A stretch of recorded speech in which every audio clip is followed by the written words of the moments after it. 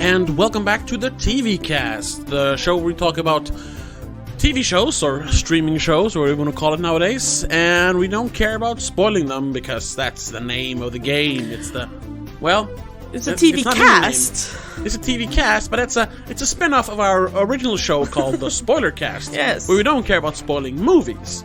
But this is TV, so you know what we're talking about. Yes. Yes. My name is Tobias, and with me as always is my sister and trusty co-host, Rebecca. Hello. Hello. And in today's episode, we're continuing to talk about the new HBO show, The Last of Us, based on the video game of the very same name. Yes, and we are on episode 2. Yes, last episode was the first, now we're on the second. Makes sense. Hey. And unlike last season, when we kind of did like a couple of episodes of the House of the Dragon, whatever, in each episode, we're going to talk about every episode in its own episode this season. Yes. So we can keep, up to snuff every time, up to date. Yes. But obviously, much like the spoiler cast, we will be spoiling things. So if you haven't seen the episode yet, maybe pause this and come back. Yeah. But I mean, the story's more or less known, but we might spoil details, Yeah, it's a 10-year-old story. And to kind of spoil our conversation for the next half hour or whatever, they're still sticking pretty much, not exactly to the video game, but more or less to what's happening in the video game. Right, yeah. So this is episode 2, Infected, and it's really the first episode where we get to, first of all, see the infected, like the proper infected. Yes. And we'll also get to see how it looks outside of the QZ, or the quarantine zone. Yes. We also hinted at that in the last episode. We also do get a little bit of a flashback to when it all started. Yes, and let's start there, because we can just quickly go through. The plot of this episode is basically non-existent. It's making your way from point A to point B, basically. Yes, and we'll get to why that is a bit of a problem for me, but we'll get to that later. Let's first and foremost talk about the cold open of this episode. Yes. In the first episode, we didn't talk about that. They had a short cold open that was like a 60s talk show, where a TV host or a talk show host was interviewing two doctors about, infectious diseases and stuff. Yeah. I mean, fun stuff you want to listen to on a talk show. I don't know. It was something about two different doctors having two different opinions on certain, like, how viruses and infection works, basically. Yeah. And one of them brought up how in the future, maybe, like, even fungal spores could infect humans the way they infect animals. And it got very, very, very quiet, very doom and gloom. And it was like, ooh, foreshadowing, Yes. Also, just quickly want to point out that the talk show host was an actor from Silicon Valley, the other HBO show. Now it's kind of old actually, but I don't know if you watch that show. I did recognize the actor, but I can't for the life of me think of his name. No, he plays Nelson Bighetti, or Big Head as they called him. I'm trying to find his name, but I don't know how to look for episodes. Where the fuck are the episodes? There they are. Whatever, doesn't really matter. So in this cold open, we flash forward from that time. I guess it's a flashback from when the show actually takes place. And we're in 2003 in Jakarta, in Indonesia. Yeah. Yeah. And two policemen or guards of some kind pick up a mycologist, right? Yes. She's a fungus doctor. Yeah, mycology. That has to be fungus, right? I was like, yes. What is that?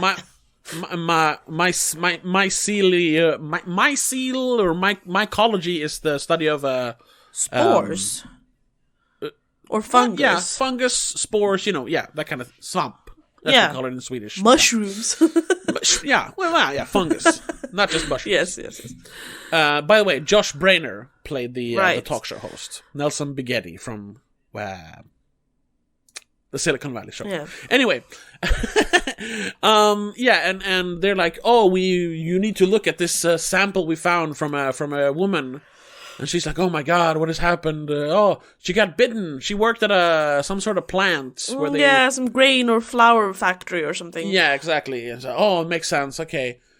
And then she attacked 3 other peoples, but where are they? Oh, they're being kept, they're quarantined basically. No, they were quarantined, but then they were per procedure executed. Oh, right. But there are 14 other people missing from the plant. That they don't know where they are, and they have been infected. Most likely. And they're like, and then they're like, what are we supposed to? How can we stop this? We need you to help us, like, make a vaccine or medicine. And she just says, bomb the place, destroy the city and everyone in it. Yeah. And she's like, whoa, super. It's very like dark, basically, like very, very foreboding. And like I gotta say, very good timing to release this show now. I wonder, because they haven't talking about it for years. But so I don't know if it's just like destiny or if they kind of changed the script. But this obviously kind of mirrors the recent pandemic we had. Well, that we're sort of still in. We're yeah. It's not as emergent as it is in the TV show in real life, but still, there are similarities. And it's so funny to hear someone say, "Oh, we should have just bombed the place," or "We should bomb the place." I'm like, Luckily, the pandemic we're in, they actually did find some sort of vaccine for. So yeah, well, it's I guess working a little bit at least. We're not as desperate as they are. It's working, I suppose. Didn't both our parents get it after getting the vaccine? Yeah, and they got it like twice. Yeah. I haven't had it once yet. I'm vaccinated. Me neither. Or I think I had it. I never got myself checked. I just got the vaccine whenever I was able to. But I probably had it back in the summer of 21. Yeah, no, I haven't had it at all. Yeah. Anyway. Maybe I'm immune. Maybe. But...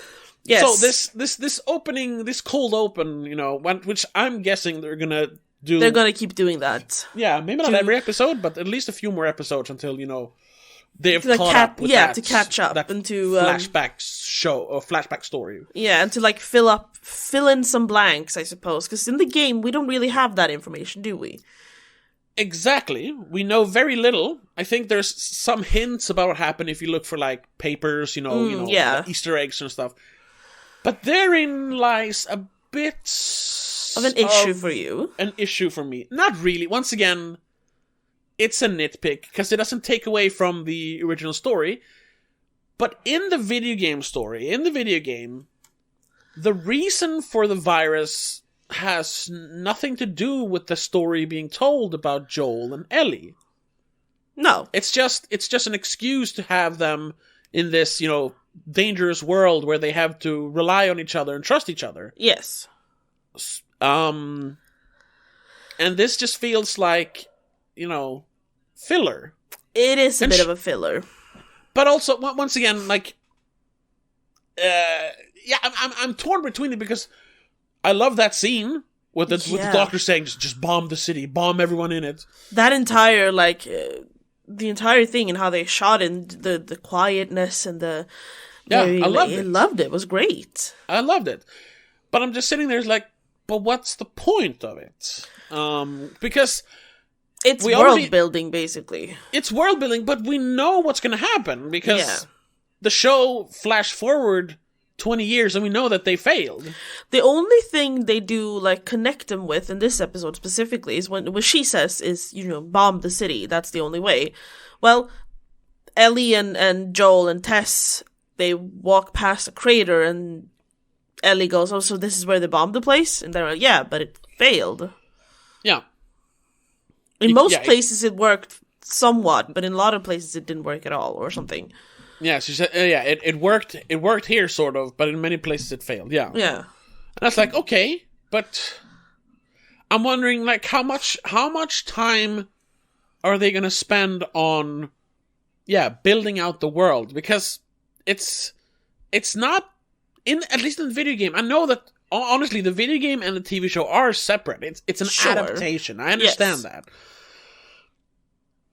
But I'm just wondering how much that's going to become part of the main story later. I mean, because we've already had new motivations for characters. Joel has a different motivation here than he has in the video game, where he actually has a reason to leave the quarantine zone. He's looking for Tommy, actively looking for Tommy, which he doesn't in the video game. That's right. Well, I guess that's the only differing motivation for the character so far. But we'll see. I saw glimpses of a preview from next episode, and it seems like what's his name? Is it Frank? The old guy who lives alone in the town in the video game. Frank or Bill? Traps. I don't remember. Bill might be. He seems to be in a completely different situation in the TV show, but we'll get to that in the next episode. But I just saw that and was like, how much are they going to start changing? It's Bill. It's Nick Offerman, right? Yes, exactly. Yeah, it's Nick Offerman. So Bill. In a weird what's it called? Posh frisur. I don't know what it's called in English. I don't even know what that means in Swedish, to be honest. Posh. Yeah, no, I don't. Anyway, weird haircut. Yeah.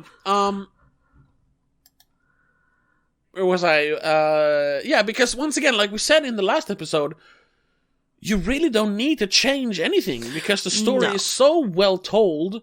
It's a great story, and it's also well told in the video game. Yes. All you have to do is cut out the video game parts, basically. Which, actually, I feel like they kind of kept some of the video game parts in this episode, and I liked it. Sure, yeah. I mean, once again, because the video game is full of set pieces that you actually get to play through, and one of them is when you get to the museum. Right, yeah. Of course, it's shorter here, because course. in the video game it's like 20 minutes. But that's just, for pacing. Yes. But yeah, let's talk about that, because that's really the only big thing, except for the ending of the episode. That's the only big thing that happens in this episode. You have the cold open, where they talk about bombing the city, ooh. Mm-hmm. And then you have a bunch of walking, and them still being worried she's gonna turn, even though she's had the bite for weeks at this point. Now, yeah. Even before, they they got her.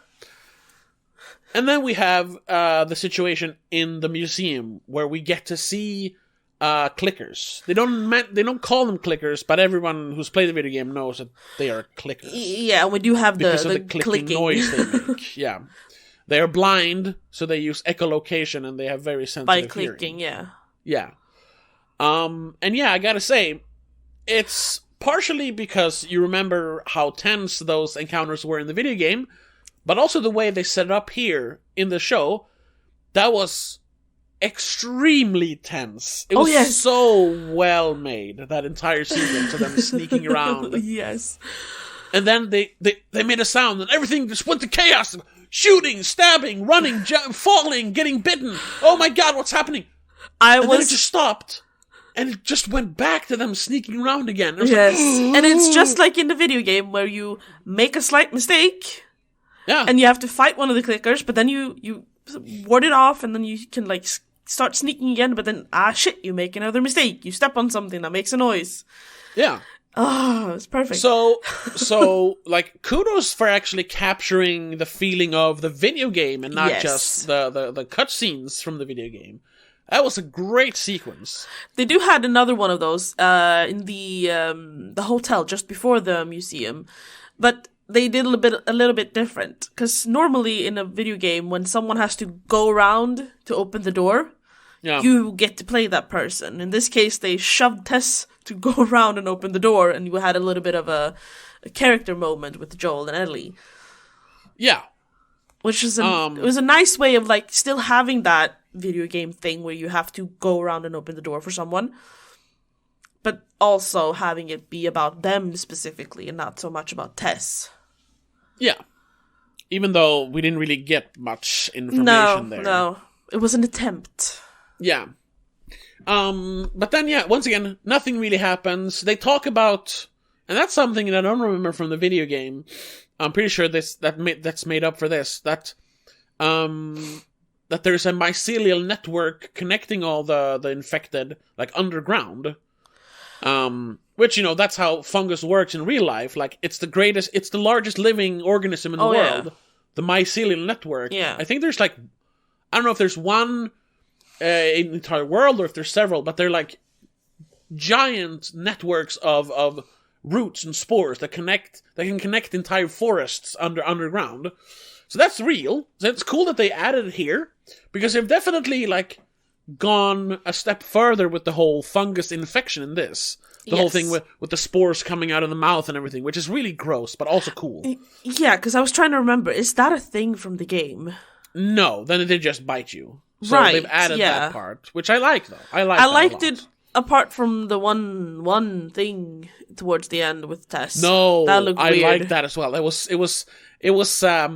good. It was the mixing of like body horror and eroticism, which is a wonderful mix. I just thought it looked weird.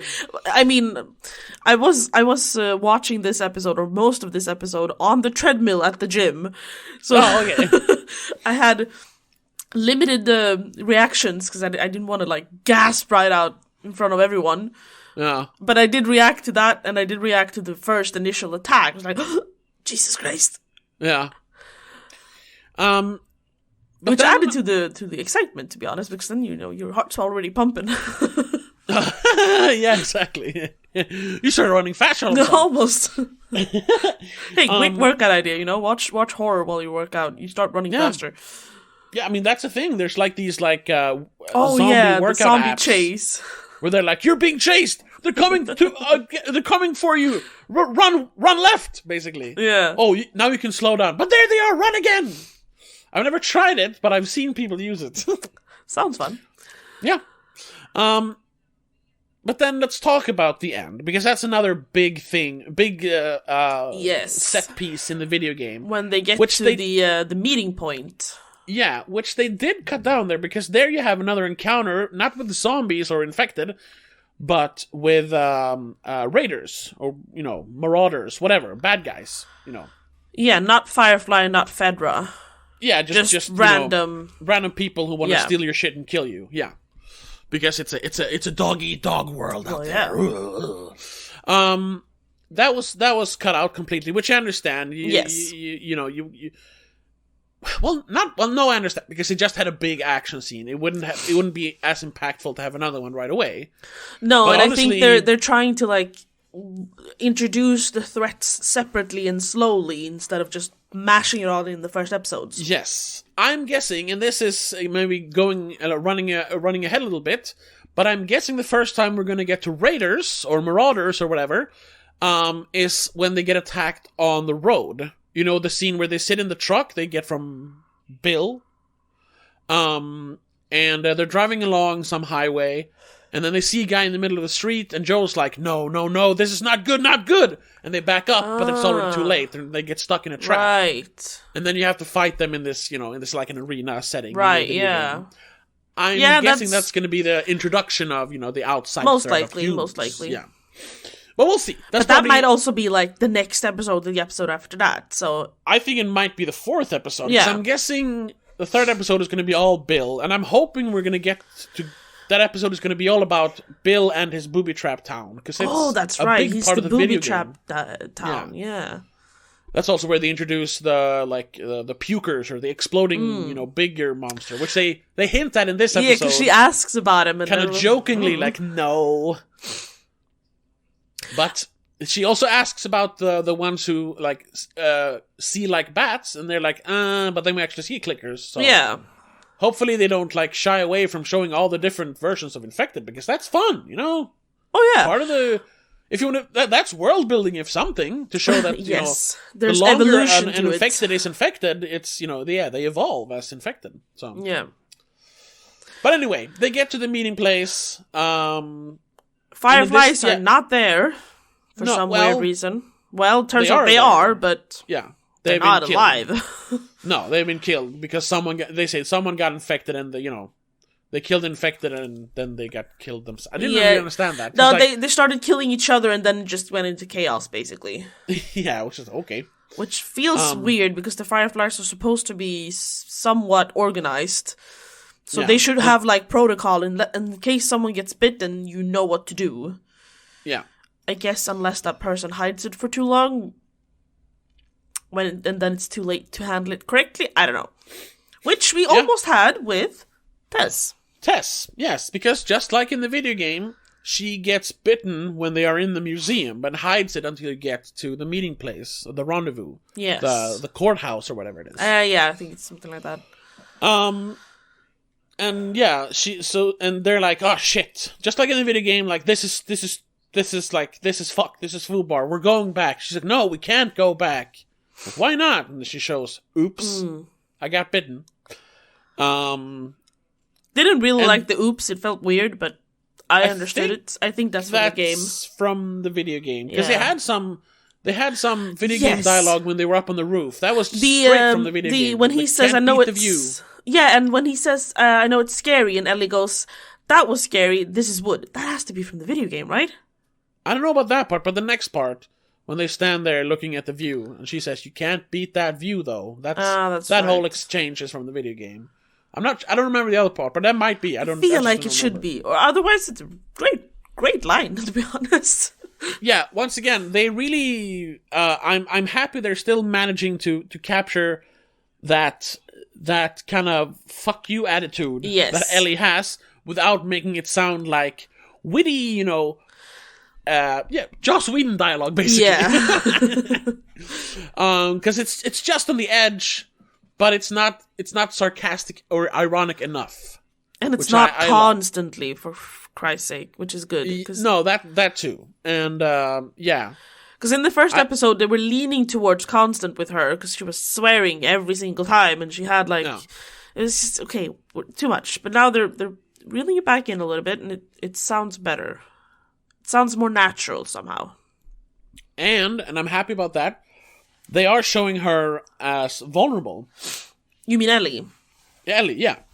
Yeah, they're showing that she hasn't been out in the real world, and that she doesn't know everything, even though she wants to pretend that she does. Yeah, and she doesn't know how to swim, and she gets scared by the dead body in the water.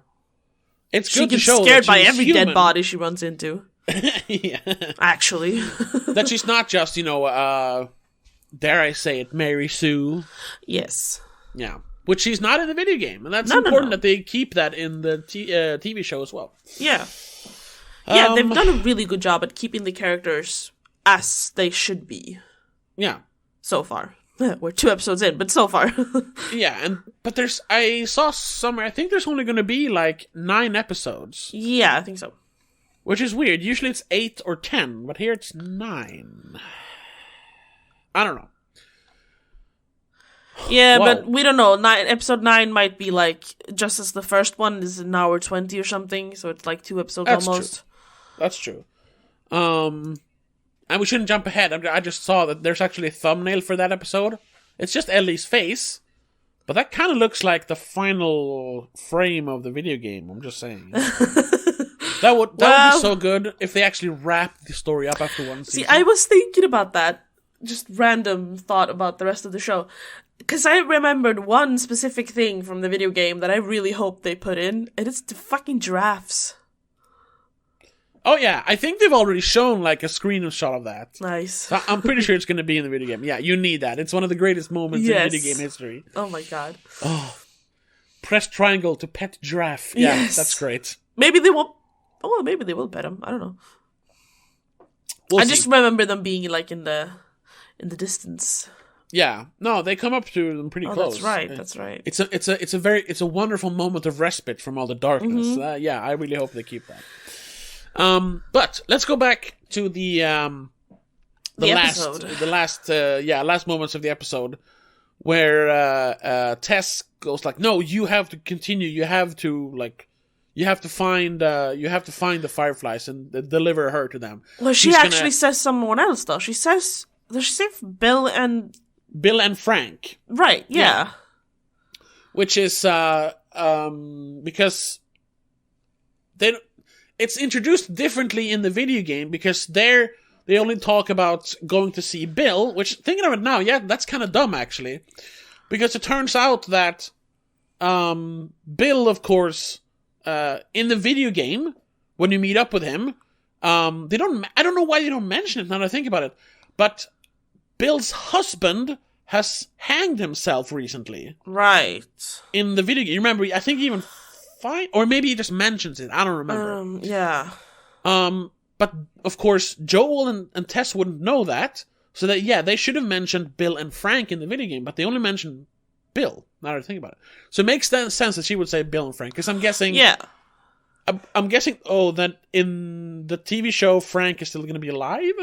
Because I think I've seen him on, like, posters, like, this actor is Frank. And I was like, who's Frank? And now that I think about it, yeah, that's Bill's husband.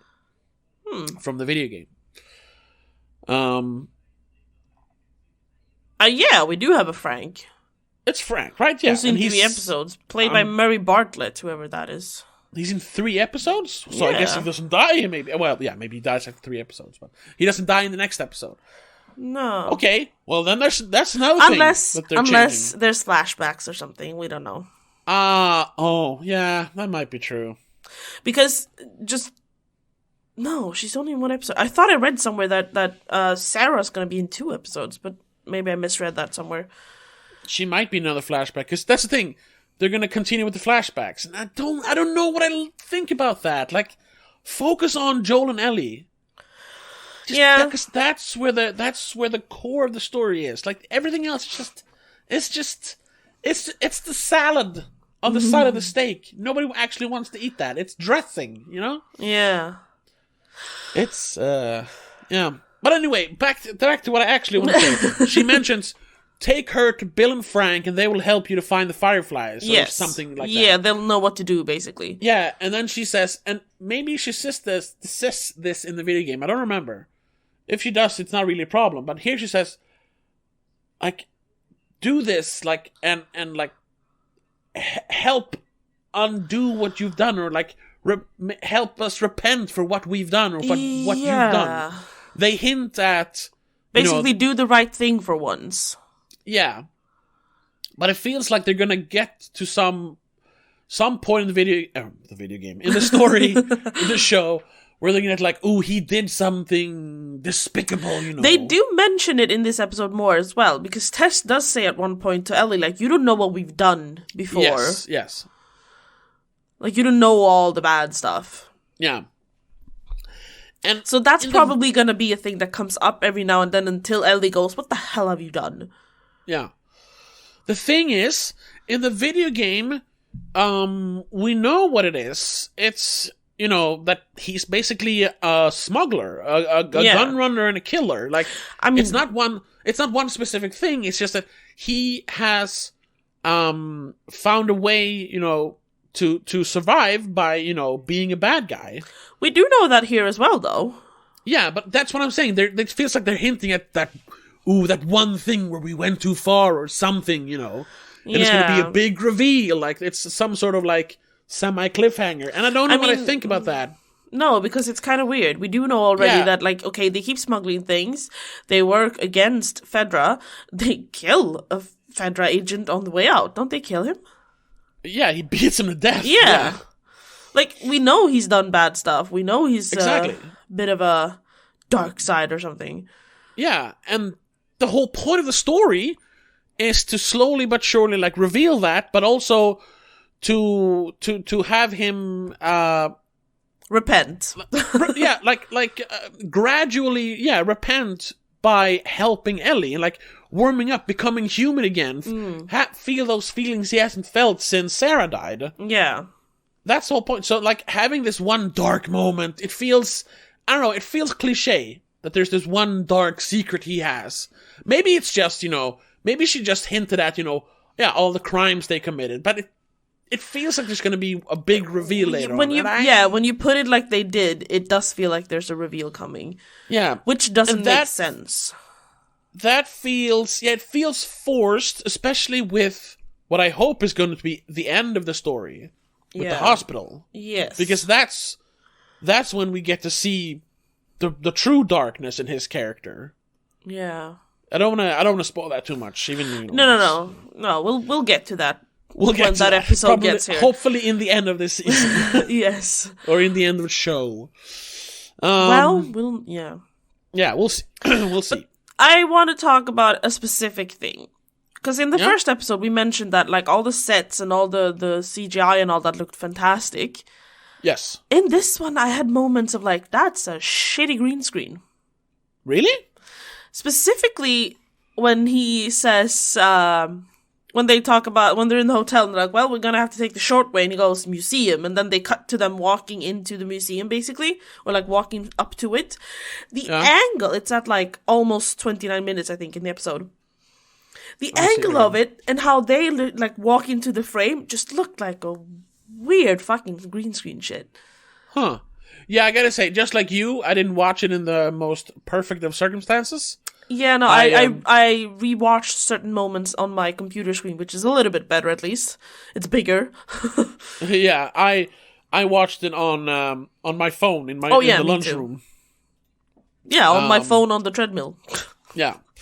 So maybe I didn't notice it because the first episode I watched on my big shiny 4K TV. Even on my phone, I reacted and had to like go back 15 seconds to watch it again. I was like, yeah, that looks kind of odd. The quality just dropped for like 2 seconds. Let's see, I got it here somewhere. It's like just before 29 minutes, I think. Museum, yeah. Let's see. It's a low angle. Okay, yeah. You see what I mean? Like, the background looks really fake. Yes and no. I see what you mean. There's something that's off. Something slightly off, I think, with the lighting. But I also think because it's like a lockdown shot, like the camera is just still. It's not like handheld, shaky, you know. It feels like if I would do a green screen shot, because it's so much easier to chroma key if the camera is still. Yeah. So, I wouldn't move it felt like, we're gonna keep the camera still because it's easier. I don't know, It felt like the backdrop feels added, and you can like, or something. I don't know. It feels off, and I was like, wait, hold on. What just happened here? Now that I keep looking at it, sometimes in like the...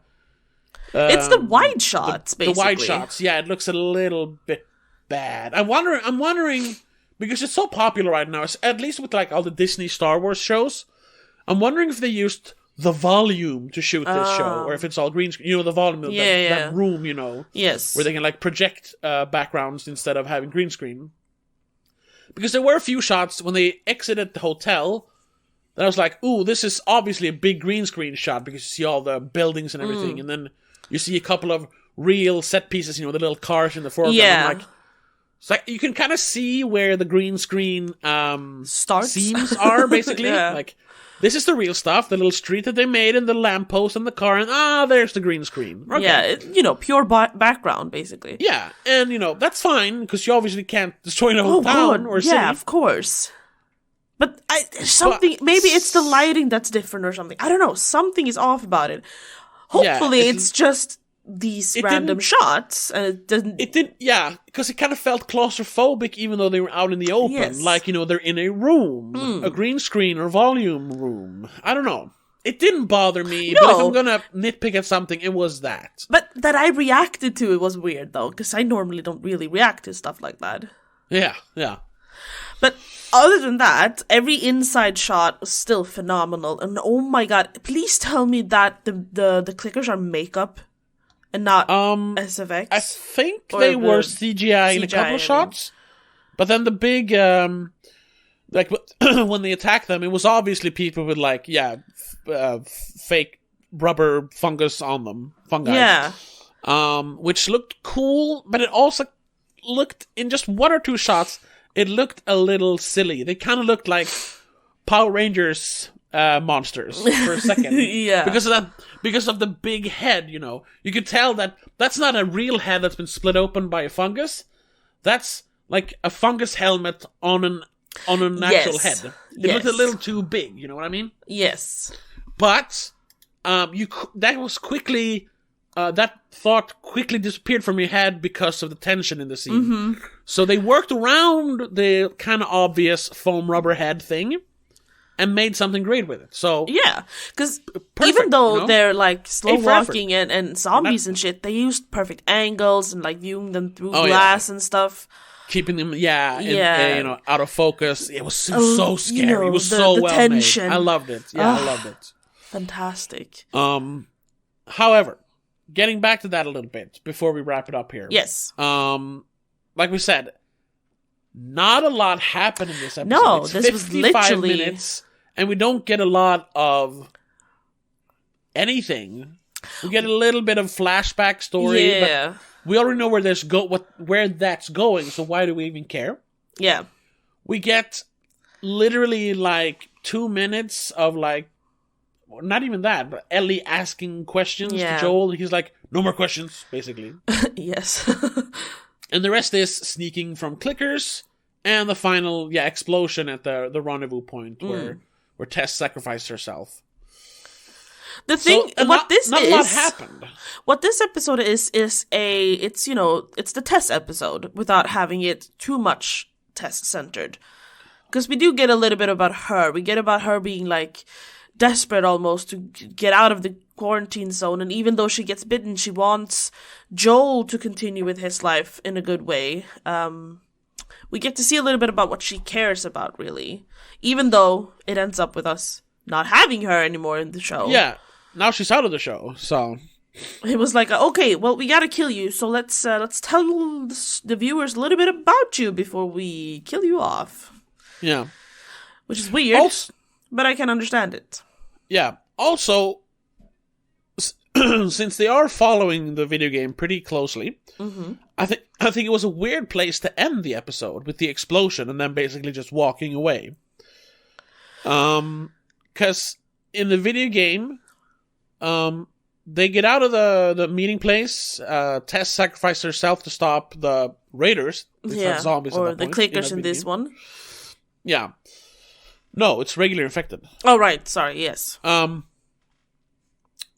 But then you kind of, there's like a 5-minute piece like where you're just walking, and Ellie's like, are we not gonna talk about this? And then he sits down, and that's the first time he really opens up, like, about what he thought of Tess, and like that this journey, like I don't want to like get close to you. You're basically cargo to me. Blah blah blah. But that's the perfect establishing opening. Their relationship. Yeah, but that's the perfect opening for the third episode. Having them just walk in silence through the streets, and she going like, "So we're not going to talk about what just happened," and then getting into it. That because I guess you can't really end it on that. That leaves too much of an open to something else happening. This is a shit. You had a big ending explosion, and then quiet. We don't need anything for now. We'll start the next episode with them discussing it and handling it. Huh. Alright. Because I think in the video game, that's actually where they kind of do like a cut. Like it's an end of an episode after that speech. It works in a video game where you can choose to continue. It doesn't work in a TV show where you have to wait a week for the next episode. Maybe not. We'll see. You might be right. I'm hoping they do it that way, because if not, then when? Yeah. And also because they want to cut out the walking in silence for too long, because you don't really want to have too much of that in episodes. No, of course. I didn't think they were going to do that. I thought they were just going to have that conversation and then end the episode. But we'll see. We'll see. Let's see. You might be right that it works better as an opening than an ending of an episode. I think so, at least. And I still have... Now that I know that they keep using dialogue from the video game, my hopes for "you're treading on some mighty thin ice" here is my hope is getting they didn't change the fact that he is supposed to be from Texas, even though he doesn't really have the accent. Yeah, that still annoys me though. So where are you from? Texas. Yeah, it could at least said, like Texas. Yeah, it could have Texas. Texas. Well, whatever. It had a little bit of a twang to it. Yeah, just a little bit. Yeah, it's not even that big in the video game. It's just certain words have certain twangs. Troy Baker captured that Texas feeling so well in the video game. Anyway, because certain what's it called? I don't know. What are you thinking of? Certain suffixes. Yeah, certain words will always have that dialect, even though you haven't been in that area for 20 years. Yeah. Yeah, no one from Texas says Texas. No. They will always say it. Texas. There's a difference. Texas, yeah. But, yeah, minor things. Yes. So far, I'm still hopeful. Yes, I am. And I gotta say, so far, still so good. I am, just like in the last episode, like, honestly, I wouldn't continue watching if it wasn't for the podcast, because I already know what's gonna happen. But, since I am watching it, it is good. Yeah, and you don't mind it. I don't mind watching the next episode. It's not with the unaired special pilot episode of this show where we just stopped watching. Yeah, where we're like, I'm not gonna like expose myself to this garbage. Yeah. Once again, like we said last week, if you want to watch the unaired or listen to the unaired pilot of this TVcast, check us out on patreon.com/don'tmakeascene, and you can listen to us talk loudly about the first episode of She-Hulk. Yes. Remember that meme? Oh, God. Anyway, that's gonna be it for this episode, I think. Yes. And like we said, yeah, both of us really like it so far. Mm-hmm. Like, I'm just gonna, before we end it though, I gotta ask, are you getting that feeling that the video game gave you, like, this is something, because when you were playing, at least for me, I remember playing it back in 2013, like, this is something special. This is not just another video game. Like, this is going to become, like, a classic, legendary, basically. Are you getting that feeling from the TV show? Not that it's going to be legendary, but I get the same feeling I get with all the HBO productions lately, that they're reinventing what TV shows should be. Well, that's always been HBO. Yeah, but like, it's not a sitcom, and it's not something that's been done before, because they put so much money and production into it that it's more than a movie, so to speak. Oh yeah, sure, yeah. No, but I'm just saying, like, is this? I don't know how many HBO shows you've seen, but like, do you get the same feeling like when you watched, like, just to take something very recent, when I watched like the second half of House of the Dragon, the second half of the season, that was like, yeah, this is like, not just like quality TV. This is above and beyond. This is future classic. The last episode of that TV show was like, that was like, whoa. Yes. I'm feeling like this might get there. It's not there yet, but it might get there towards the end of the season, I should say. Yeah. I agree. I'm cautiously optimistic, but it's the beginning of the show. I had the same issue with the beginning of House of the Dragon. It wasn't legendary or epic in the first episode. It had potential, but it wasn't quite there yet. That's true. Yeah, the first couple episodes were not as good as the rest of the show. It builds, and I think this one's gonna build too. I hope it builds. I really hope so too. I mean, you can't really compete with dragons, but no. the shot of what's the actor? The Doctor Who guy? I don't know. Yeah. Damon in the show. Matt Smith. Yeah. When he's walking into that cave and like singing that old, it's like singing in Valerian, the lullaby or something, and then he lights that torch and the dragon just whoa. I mean, that was one of the greatest moments, not just in TV history, like in visual history. Yeah. It was like a painting coming to life. Oh my god. But we're not talking about that right now. No, but we are excited for season 2. We're very excited for season 2 of House of the Dragon, yes. But that's it. That's gonna have to be it for this episode. What did you think? Have you watched it? I hope you did. Otherwise, we spoiled it for you. Well, sorry. Yeah. But what did you think? Do you think they're still keeping up with the video game? Do you think it's better or worse? Let us know in the comments, or tweet at us, or tweet at us. Comment on the Instagram or something.